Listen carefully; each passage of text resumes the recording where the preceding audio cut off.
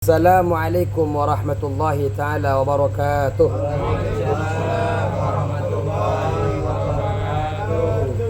Bismillahirrahmanirrahim. Alhamdulillahirabbil alamin. Wassalatu wassalamu ala asrafil anbiya wal mursalin. Sayyidina wa habibina wa syafi'ina wa maulana Muhammadin wa ala alihi wa sahbihi ajma'in. Rabbana la ilma lana illa ma 'allamtana innaka antal alimul hakim. Rabbi shrah li sadri wa yassir li amri wahlul 'uqdatam min lisani yafqahu qawli, amma ba'du. Para ajengan, para bapak yang hadir pada malam hari ini, semoga panjenengan melangkahkan kaki ke sini. Semoga Allah Subhanahu wa taala menjadikan amal ibadah yang kelak memberikan keberuntungan dunia dan akhirat kita. Dan semoga bapak-bapak yang berkontribusi tadi siang, mereka yang kecapean, semoga juga mendapatkan fadilah, keutamaan, sehingga kita bisa duduk di sini dengan nyaman, indah ya, luar biasa. Semoga mereka bahasanya ketampiasan, keberkahan dari kajian kita, amin ya rabbal alamin. Bismillahirrahmanirrahim. Qala musannif rahimahullahu taala wa nafa'ana bi ulumihi fid dharain, amin. Beberapa kajian sebelumnya kita membahas tentang syarat-syarat menjadi makmum. Sekarang kita mempelajari tentang faslun fi syuaril qudwati, fasal di dalam bentuk-bentuk bermakmum, bentuk-bentuk berjamaah, yaitu bermakmum kepada imam. Ada macam-macam di dalam berjamaah. Yang mungkin terjadi itu ada 9 macam. Bentuk kita berjamaah itu ada potensi macamnya, itu ada 9 macam. Dari 9 macam bentuk itu, 5 bentuk dihukumi sah. Kemudian sisanya, berarti kalau 9, 4 bentuknya lagi itu tidak dianggap sah. Jadi ada 9. Kita makna dulu. Syuarul qudwati, adapun bentuk-bentuk bermakmum kepada imam, tis'un, yaitu ada 9.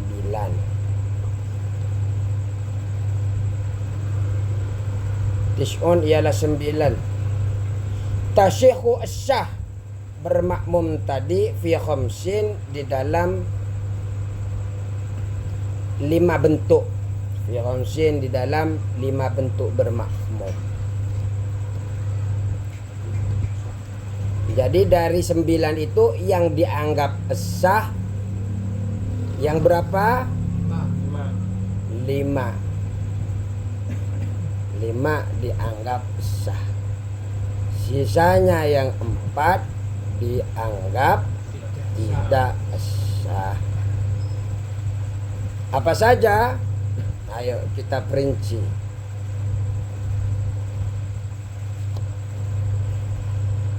Ahaduha,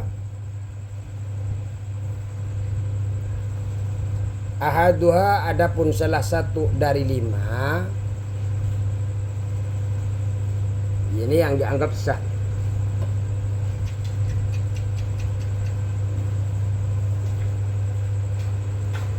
Saya kopi hitam.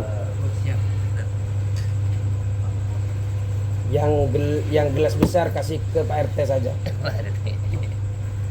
Setiap hari udah ngopi RT-nya. Ya. Jadi 5 bentuk dihukumi sah. Yang pertama adapun yang pertama dari khamsah, dari 5 ini adalah qudwatu rajulin birajulin. Laki-laki bermakmum kepada laki-laki.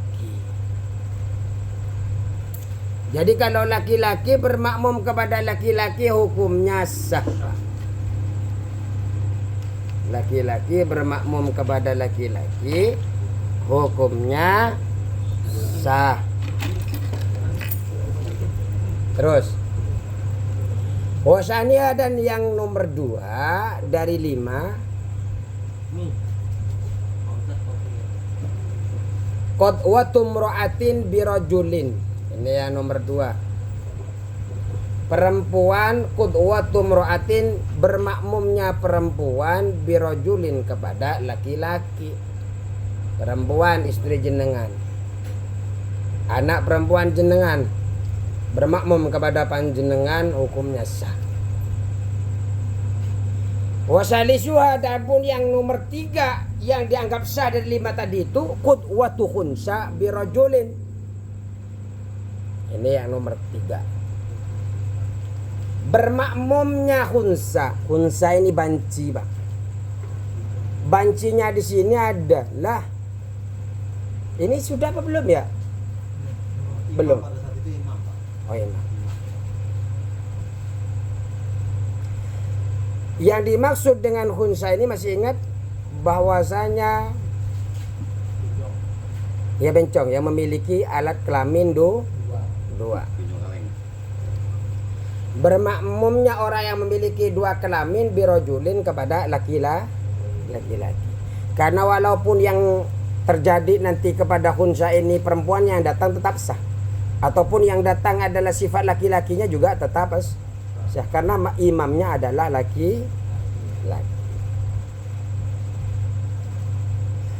Warabi'uha, dan yang keempat dari khamsah, qudwatu mra'atin bihunsa, bermakmumnya perempuan bihunsa, kepada hunsa, kepada bencong.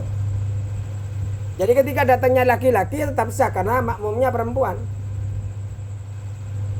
Kalau datang perempuannya ya tetap sah karena perempuan sama-sama perempuan.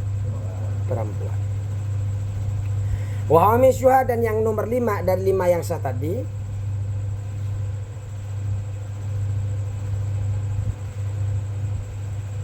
qudwatu mra'atin bimra'atin, bermakmumnya perempuan kepada perempuan. Jadi perempuan kepada perempuan itu hukumnya sah. Ya, ini tidak usah diperjelas lah. Panjenengan dengan mendengar ini sudah paham. Wa tabtulu fi arba'in, wa tabtulu, dan batal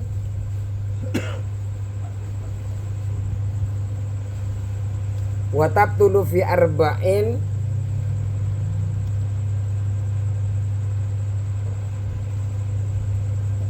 wa tabtulu dan batal fi arba'in, 4. Adapun 4 bentuk. Wa tabtulu fi arba'in, adapun 4 bentuk lainnya tidak sah. Yang batal di dalam 4 bentuk dari yang 9 ini tidak sah. Wa tabtulu dan batal apa qudwah bermakmum tadi fi arba'in, di dalam 4 bentuk. Apa yang batal dalam 4 bentuk? Al-ula, artinya tidak sah, Pak.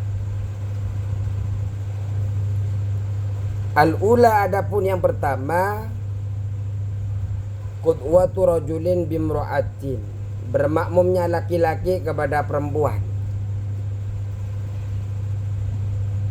Bermakmumnya laki-laki kepada perempuan ini tidak sah, Pak. Laki-laki ya tidak boleh bermakmum kepada perempuan, enggak boleh, enggak sah.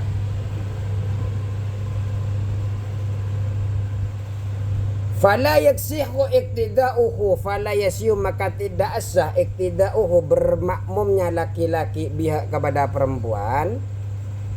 Fala yasiu, maka tidak sah iktida'uhu, bermakmumnya laki-laki biha kepada perempuan. Kenapa? Li'anna syartul iktida'i, karena syarat bermakmum itu alla yakuna, tidak boleh ada al-imamu, siapa imam, angkosoh, lebih rendah, minal makmumi, daripada makmum. Bil anusati awil khunusati, dalam jenis kelaminnya. Kenapa tidak sah? Kenapa tidak sah tadi? Karena laki-laki itu karena imam itu tidak boleh rendah status jenis kelaminnya. Terus yang kedua,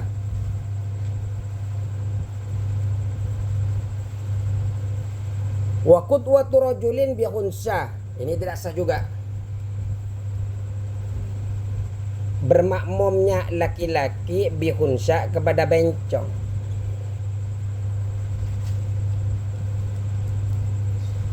Kenapa? Ya ini juga sama, karena kedudukan imam dianggap lebih rendah daripada makmum.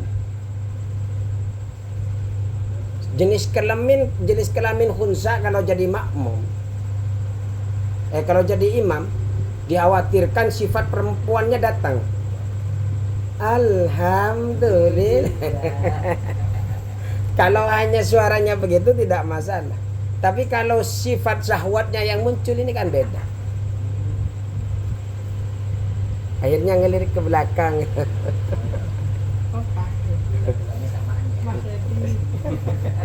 Itu yang keberapa? Yang kedua apa ketiga? Kedua. Dua lagi. Terus. Yang kedua, yang ketiga, qudwatu khunsa bimra'atin. Bermakmumnya khunsa kepada perempuan. Jadi yang ketiga ini khunsa, bencong bermakmum kepada perempuan, ini tidak sah. Kenapa? Alasannya sama. Karena perempuan hanya sah menjadi imam bagi sesama perempuan secara yakin.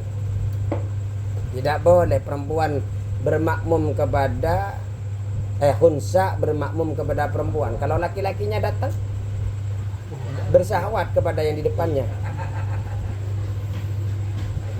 Tapi sebenarnya bukan masalah syahwatnya sih. Kepada jenisnya dia tidak boleh rendah.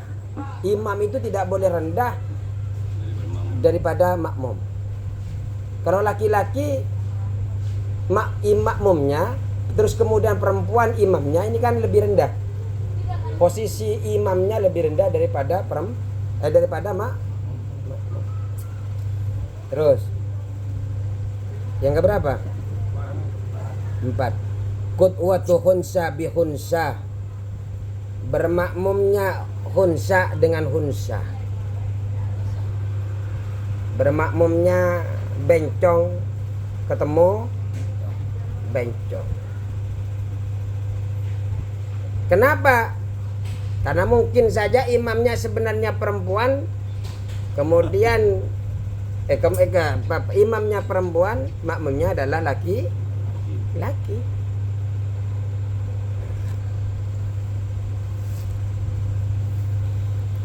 Ada yang sah tapi makruh. Yang 4 sudah saya tidak perlu jelaskan, itu sudah paham panjenengan. Ada yang sah tapi disertai makruh apabila seorang laki-laki itu bermakmum kepada orang yang dahulunya berstatus khunsa. Dulu statusnya dia bencong. Sah tapi hukumnya makruh. Artinya dulu khunsa nggak jelas laki-laki perempuan, tapi setelah menjadi dewasa umur 30 kelaki-lakiannya jelas, tulen. Juga sah pula khunsa yang telah jelas perempuannya bermakmum kepada perempuan, sah, tapi tetap disertai makruh. Ibnu Hajar menjelaskan begini, Pak. Khunsa yang bermakmum kepada perempuan itu masih mungkin sebenarnya dia adalah laki-laki. Jadi khunsa yang bermakmum kepada perempuan itu masih ada potensi makmumnya itu adalah seorang laki-laki. Sedangkan khunsa yang menjadi imam masih berpotensi juga menjadi perempuan. Nah, itu. Makanya karena ketidakjelasan potensinya seperti itu. Makanya khunsa ini yang dikatakan khunsa menurut Abu Bakar bin Abdurrahman As-Subti ini adalah orang yang memiliki alat kelamin laki-laki dan alat kelamin perempuan sekaligus.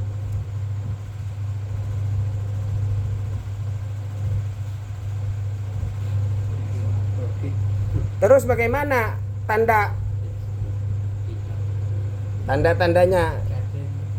Status dapat diketahuinya itu bagaimana? Karena memang statusnya itu hakikatnya tetap masih berada di dalam dua kemungkinan. Itu bisa laki-laki, bisa juga perempuan. Saya nggak ikut kerja bakti tapi saya barang istirahat kayak semalam. Jam berapa nyampe ke rumah? Jam 1 semalam. Yang gua jam 12. Jam 12. Jam 4 harus berangkat ke Al-Hidayah. Jam 8 harus berangkat ke Bekasi Timur. Bis Maurib harus berangkat semalam 3 tempat. Rutin malam Jumat, malam Minggu. Pertama bis Maurib di Polo, habis Isya di Barat di RW 27. Habis jam 10-nya di Polo. Baik, intermezzo. Jadi tetap khunsa ini ada dua kemungkinan. Itu bisa terjadi, ada kemungkinan muncul laki-lakinya, ada kemungkinan muncul perempuan. Maka karena itu statusnya itu bisa diketahui dengan beberapa hal tanda. Apa saja tandanya? Kayaknya ini pernah belum ya? Bagaimana tandanya? Tanda pertama. Nah, ini tanda pertama, kalau panjenengan ketemu, kita kan tidak tahu apakah panjenengan di Jawa Tengah ketemu, di Bima ketemu dengan yang seperti itu. Ketika ketemu gampang, sudah belajar kitab Faslun. Ini bukan kitab Faslun, kitab Syafinah. Tapi bisa malu aja langsung dibilang kitab Faslun. Apa tanda pertama? Cara keluar air kencing. Jadi lihat dari cara keluar air kencing. Jika air kencingnya keluar dari alat kelamin laki-laki, maka dihukumi dia laki-laki. Begitu sebaliknya, kalau keluar di alat kelamin perempuan, maka dihukumi perempuan. Tapi kalau keluar dari kedua-duanya terus menerus bagaimana? Enggak nanggung, keluar dua. Apakah mungkin Pak Ustadz? Ya berapa potensi mungkin? Ada potensi mungkin. Cuma kita aja di RT 11 enggak ketemu. Mungkin malu mau dibilang. Tadi khunsa. Normal. Terus menurut Imam Ibnu Sabbaq dan Al-Mahamili, jika keluar dari keduanya secara terus dipandang dari beliau ini, maka yang diperhatikan adalah mana yang lebih dahulu mengeluarkan air kencing. Kalau air kencing ketika berkeluar bersamaan, air kencingnya keluar dari kelamin laki-laki duluan atau perempuan duluan, maka yang keluar duluan itu yang dianggap dia ya posisinya dia jenis kelaminnya. Kalau keluar dahulu dari air kencingnya laki-laki, maka dia adalah laki-laki. Tapi kalau panjenengan tidak bisa membedakan, Pak, coba kencing dulu yang mana semua. Ternyata hampir bersamaan. Jika tidak dapat membedakan, maka panjenengan itu dilihat mana yang paling akhir berhenti mengeluarkannya.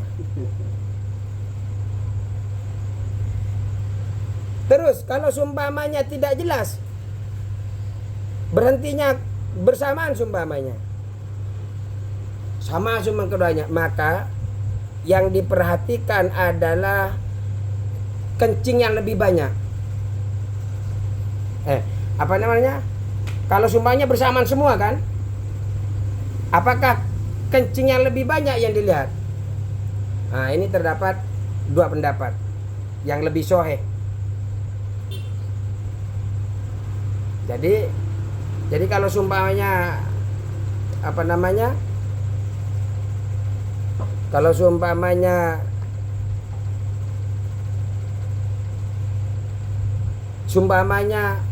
apa bersamaan semua? Apakah Apakah air kencing yang lebih banyak Maka dalam masalah ini terdapat dua pendapat, dan yang lebih sahih adalah tidak menjadikan sebagai ukuran. Apakah air kencingnya yang mana yang paling banyak? Apakah dari anak kami laki-laki atau perempuan? Itu ya pendapat yang lebih sahih mengatakan air kencingnya tidak menjadi tolak ukur.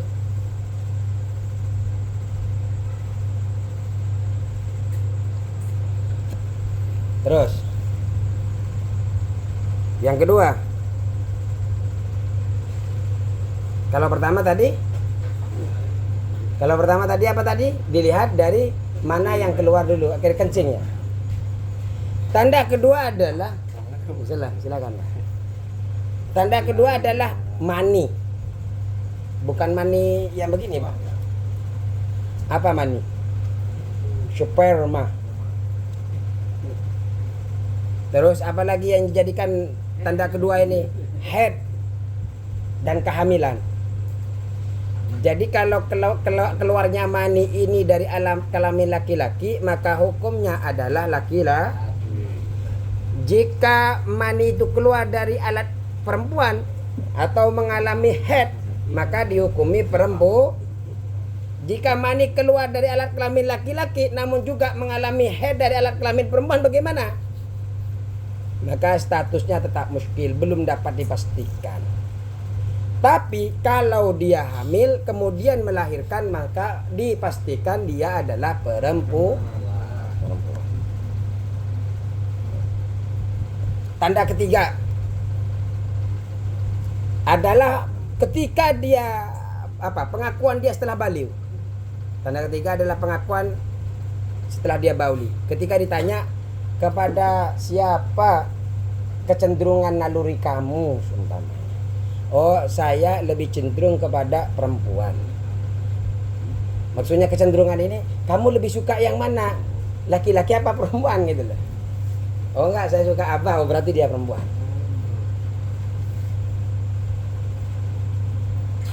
Terus kemudian bagaimana kalau seumpamanya tumbuh jenggot, payudaranya membesar, jumlah tulang rusuknya seumpamanya? Maka pendapat yang paling kuat, jenggot itu, payudara itu tidak menjadikan dasar penentuan jenis kelamin.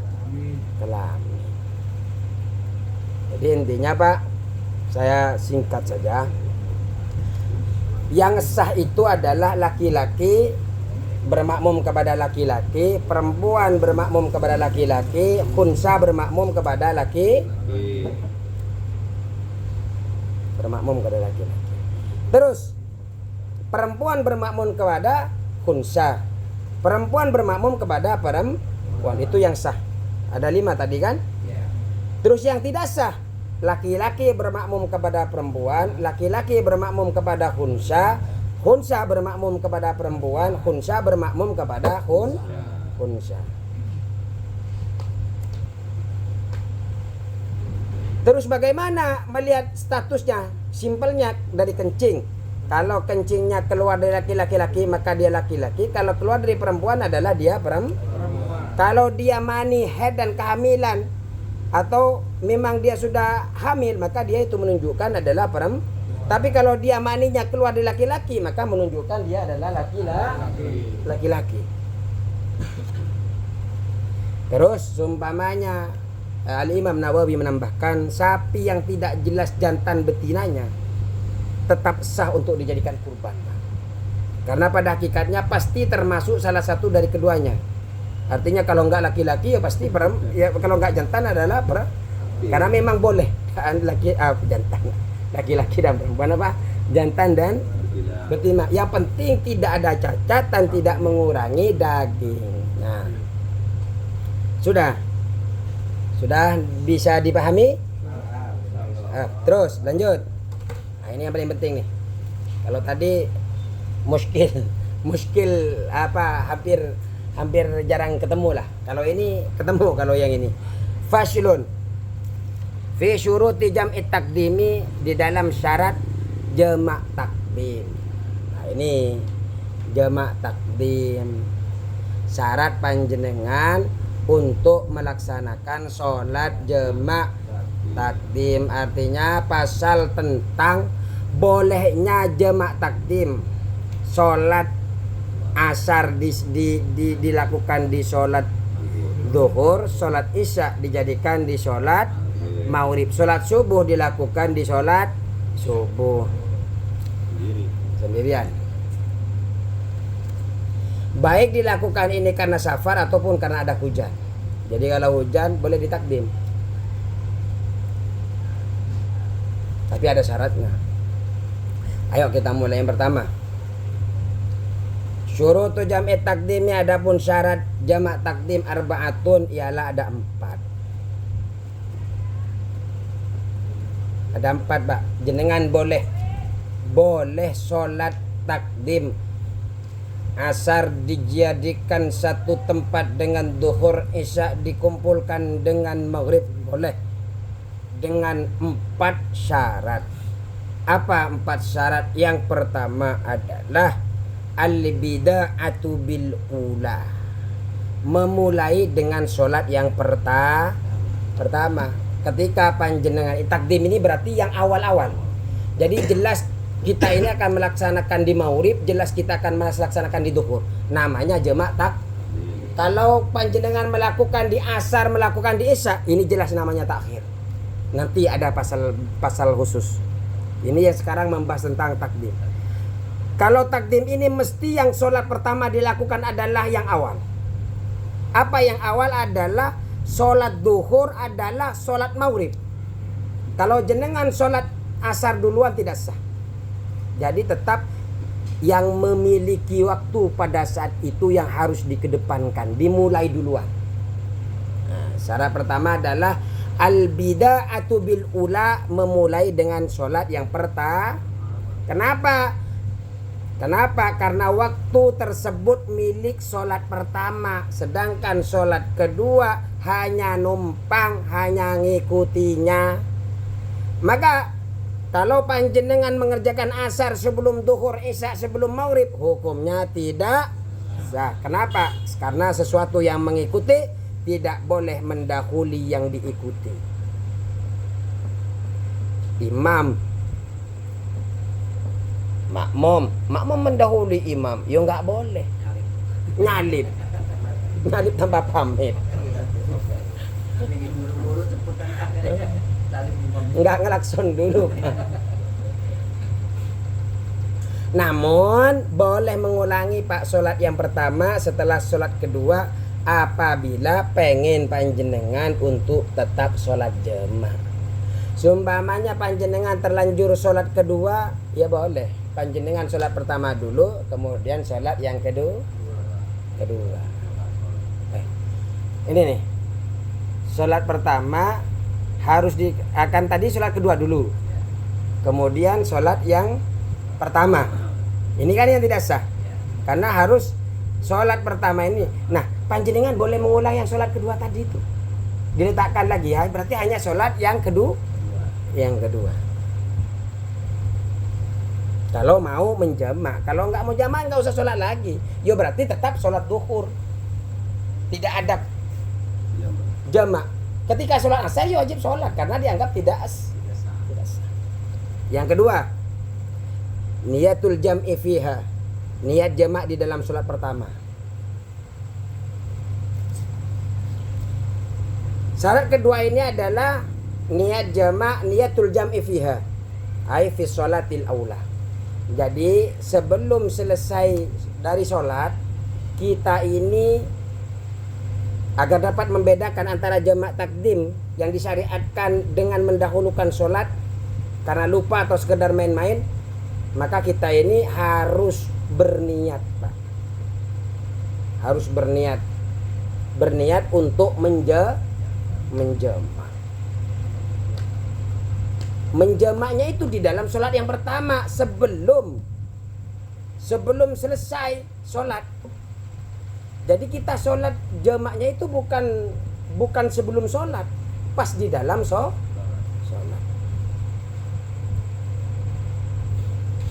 Ya kalau niatnya sebelum sholat ya sunnah, tapi yang dianggap sah adalah niyatul jam'i fiha qabla tahalluli, sebelum dia salam. Bagaimana niatnya? Nawaitu. Sumana niatnya begini. Usolli fardhu dhuhri majmu'an bil asri. Saya niat sholat fardhu duhur dikumpulkan dengan asar. Terus nanti kita akan lebih luas lagi.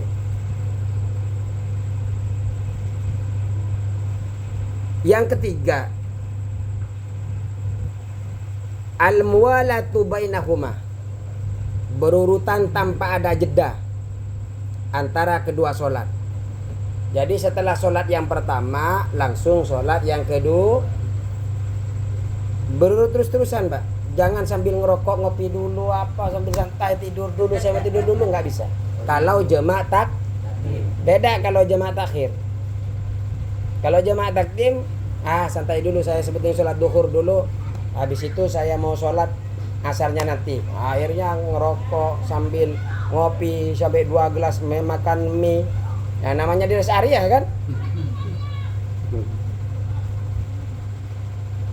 Maksudnya muwalah ini adalah Syed Yusuf Asy-Syubaidi dalam Irsyad Al-Anam, dalam kitab Irsyad Al-Anam ini beliau mengatakan, yaitu tidak memisahkan kedua sholat dengan waktu yang lama. Artinya kalau hanya sebentar tidak apa-apa. Tapi kalau waktu yang lama, kopi beda dengan air, Pak. Karena nggak enak kalau langsung 1 gelas langsung dihabisin. Tetap harus sampai 1 bungkus paling kopinya belum selesai.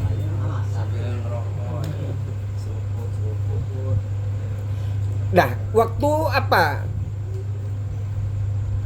Batas lamanya itu kira-kira seukuran pelaksanaan 2 rakaat.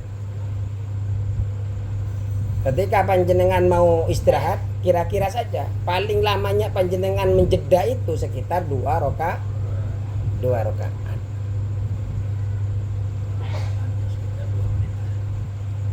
Kalau seumpamanya salah satu dari 3 syarat ini tidak terpenuhi, maka sholat kedua harus dikerjakan di waktu berikutnya, di waktunya sendiri.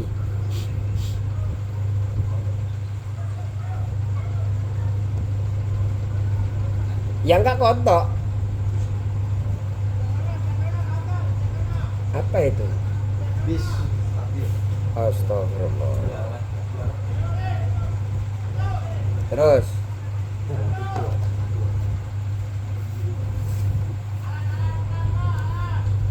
nah, ketiga syarat yang tadi itu kalau dilakukan di dalam jemaah takhir hukumnya sunnah. Nanti jemaah takhir. Kalau di dalam ini hukumnya mesti wajib ada. Pertama apa? Memulai sholat yang pertama. Yang kedua, niat dilakukan di dalam sholat yang pertama. Yang ketiga, harus muwalah, berkelanjutan, walaupun berhenti jedanya seukuran 2 rakaat. Yang ketiga, yang keempat, dawamul udri, tetap berlangsungnya udzur. Artinya statusnya yang membuat dia tetap boleh menjema' itu harus tetap ada. Contoh, kalau statusnya safar, perjalanan, masih ada sampai takbiratul ihram sholat kedua. Kalau takbiratul ihramnya sudah ada di rumah, yang kedua, maksudnya sholat pertama dan sholat kedua. Jadi artinya sholat takbiratul ihram sholat kedua ini masih di dalam perjalanan. Kalau seumpamanya sudah menjadi mukim ketika sedang mengerjakan sholat kedua, artinya ketika asar sudah menjadi mukim, maka tidak masalah, tidak disyaratkan safar itu tetap ada hingga sholat kedua selesai.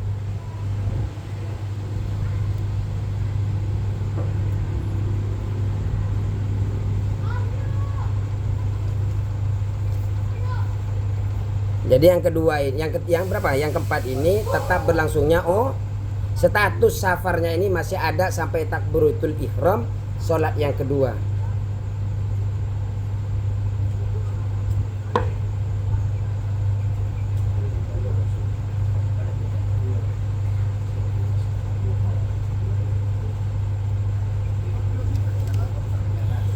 Kalau seumpamanya menjadi mukim,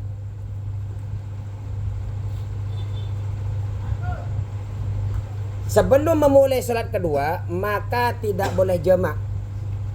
Walaupun setelah menjadi mukim ia kembali bepergian lagi, tetap tidak boleh. Artinya setelah nyampe mau berangkat lagi, tetap tidak disebut dengan Karena apa? Karena sebab yang membolehkan jamak adalah safar pertama telah putus. Sehingga ya sholatnya harus masing-masing di tempat waktu yang berbeda. Jadi tetap harus waktu jamaknya harus terus ada. Yang menyebabkan dia jamak adalah ketika dia musyafir. Disyaratkan safar itu tetap ada, Pak. Tetap berlangsung adalah agar udzur itu menyertai pelaksanaan jamak.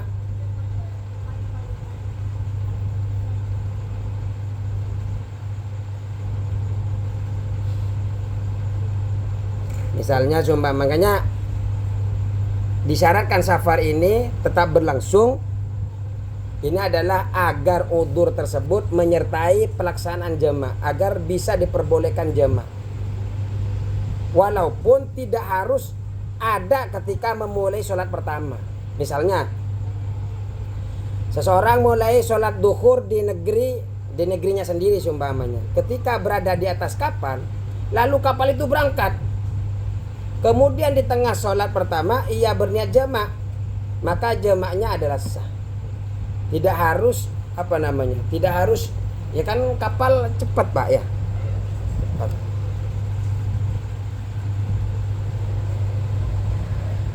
Walaupun ya namanya kalau di kapal kan ketika di Priuk tahu-tahu ada di Semarang. Namanya cepat pakai, ya nggak tahu lah, suatu saat ada secanggih itu. Kemudian di tengah sholat pertama itu kan tadi itu salat jamak diantaranya adalah kita harus berniat jamak di dalam sholat pertama, maka jamaknya sah. Kemudian disyaratkan juga sholat pertama ini masih tersisa sampai dimulainya sholat kedua. Walaupun waktu pertama ini sudah hilang, sudah habis, ketika sholat kedua sedang berlangsung, tetap ini sah. Tetap masih walaupun yang penting sudah dimulai, selesai sholat pertama. Ternyata setelah sholat kedua sudah masuk waktu asar, tetap juga yang penting kan karena dia jamak takdim kan harus awal itu sudah ada. Juga disyaratkan pula sholat pertama ini juga sah secara yakin ketika panjenengan melakukan sholat jamak, tahu-tahu di sholat kedua di pertengahan adalah masuk ke sholat berikutnya, nah, tetap sah.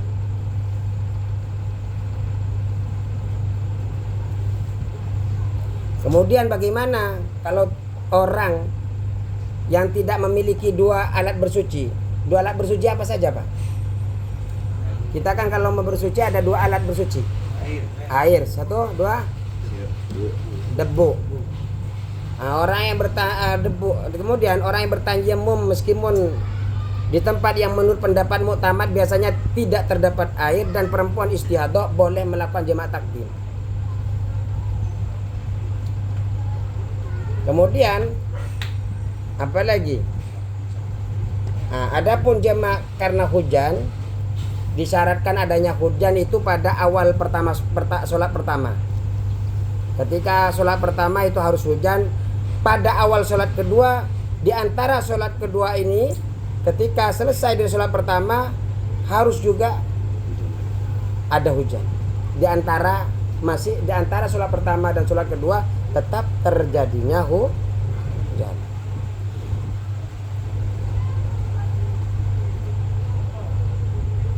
Terus, nah, kalau kita poinnya begini. Kalau kita poinkan dari apa yang saya jamak takdim itu karena safar ataupun hujan itu memiliki 4 syarat. Apa syarat pertama? Memulai dengan sholat pertama awal. Yang kedua niatnya apa? Niat jamak pada sholat pertama. Dilakukan sebelum salam atau dari sholat pertamanya. Jadi ketika mau salam langsung menjamak. Saya niat sholat duhur saya niat jamak takdim seumpamanya. Saya usalli fardhu dhuhri nawaitul jam'a bainad dhuhri wal asri takdiman summa. Saya berniat menjamak duhur dan asar dengan jamak takdim. Ini dilakukan sebelum assalamualaikum atau ketika takbiratul ihram. Terus itu yang niat jamak. Yang kedua, muwalah. Muwalah ini tidak ada jeda yang lama antara dua Jika ada jeda lama, sholat kedua harus dikerjakan pada waktunya sendiri. Yang keempat, dawamul udri, tetap udur sampai memulai sholat kedua. Artinya untuk safar status musafirnya ini masih ada sampai takbiratul ihram sholat kedua. Masalah ini nanti. Yang penting takbiratul ihramnya ada di dalam perjalanan. Jika sudah menjadi mukim sebelum memulai sholat kedua, jamaknya tidak tambahannya waktu sholat pertama, syarat tambahannya waktu sholat pertama masih tersisa saat memulai sholat kedua. Artinya ketika takbiratul ihram masih ada di dalam sholat pertama. Sholat pertama harus sah atau minimal diduga kuat sah. Artinya kalau rukunnya nggak benar berarti tidak sah sholat pertama, karena memang sholat jamaah itu yang pertama harus dilakukan dulu adalah sholat pertama. Terus bagaimana khusus jamaah karena hujan harus ada saat awal sholat pertama, saat awal sholat kedua. Di antara kedua sholatnya juga harus ada. Saat selesai dari sholat pertama juga harus ada Jika hujan berhenti di tengah sholat pertama atau keduanya selesai tidak masalah. Yang penting ketika sholat, ketika takbiratul ihram hujan masih ada. Bisa dipahami? Sebenarnya 4 saja tadi itu. 4 saja. Kalau duhurnya tetap saja, duhur itu saya ya seperti biasa, usolli fardhu duhri arba'a raka'atin adaan mustaqbil al-qiblati lillahi ta'ala. Niat duhurnya tetap. Tapi di tengah sholat atau setelah kita di depan ketika setelah takbiratul ihram atau ketika niat takbiratul ihram itu diucapkan. Karena wajib seperti contohnya nawaitul jam'a bainad duhri wal asri takdiman, atau saya niat usolli fardhu duhri majmu'an bil asri, aku sholat fardhu duhur yang dijamak dengan asar. Itu boleh. Adalah cukup sekian. Allahul muwaffiq ila aqwamit thariq. Wassalamualaikum warahmatullahi wabarakatuh.